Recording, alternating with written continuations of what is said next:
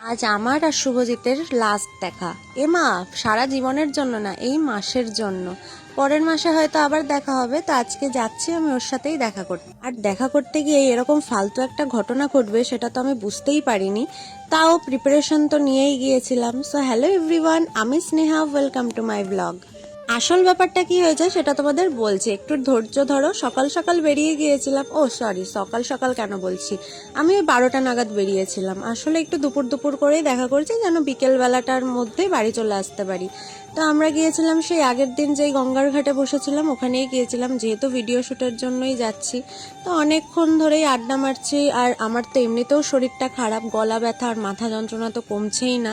তারপরেই হঠাৎ দেখি মেঘলা ওয়েদার, আর সিরিয়াসলি গঙ্গার পাশের যে মেঘলা ওয়েদারটা অনেকটাই সুন্দর লাগছিল, আর একটু হাওয়া দিচ্ছিল, ঠান্ডা হাওয়া, যেটার কারণে আরও ভালো লাগছিল।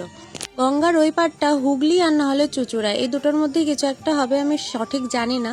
কিন্তু ওই দিক দিয়ে মেঘটা এতটা ঘন হয়ে আসছিল আর প্রচুর জোরে জোরে বিদ্যুৎ চমকাচ্ছিল, যার কারণে শুভজিৎ বারবার করে আমাকে একটাই কথা বলছে, এখান থেকে এখানে বাজ টাজ পড়তে পারে, এরকম অনেক কথা। তারপরেও আমি শুনছিলাম না, কারণ এই জায়গাটা সত্যি অনেকটাই হাওয়া দিচ্ছিল ভালো, আর আমার এখানে অনেকটা রিল্যাক্স লাগছিল। আর তোমরা একটা জিনিস নোটিস করেছো, আগের থেকে কিন্তু একটু রোগা রোগা লাগছে আমাকে, তাই না? যাই হোক, ওখান থেকে ওর কথা তো না শুনে আমার কোনো কাজ নেই, তাই চলে গিয়েছিলাম ওর জন্যই আমরা ওইখান থেকে বেরিয়ে গিয়েছিলাম।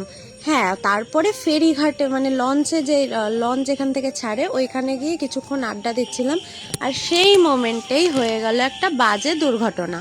না না, ভয়াবহ কোনো দুর্ঘটনা না বা কিছুই না, বৃষ্টি জোরদার শুরু হয়ে গিয়েছিল, আর আমার একেই ঠান্ডা লেগেছে, আর শুভজিতেরও ঠান্ডার ধাঁচ আছে, যার কারণে আমাদের দুজনেরই প্রচুর অসুবিধা হচ্ছিল। ভাগ্যিস ওই প্রিপারেশন নিয়ে এসেছিলাম, ছাতাটা নিয়ে এসেছিলাম আর কি, আর কিছুই না।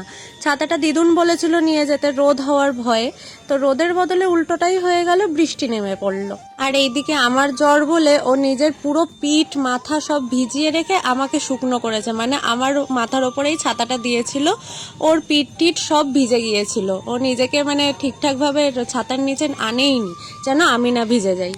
হ্যাঁ হ্যাঁ, ভাগ্য করেই তো গ্রিন ফরেস্ট পেয়ে গেছি, তাই না? যাই হোক, তো আমি আজকের ভিডিওতে এতটুকুই রাখলাম, দেখা হচ্ছে পরের ভিডিওতে। কেমন লাগলো ভিডিওটা অবশ্যই একবার জানিও।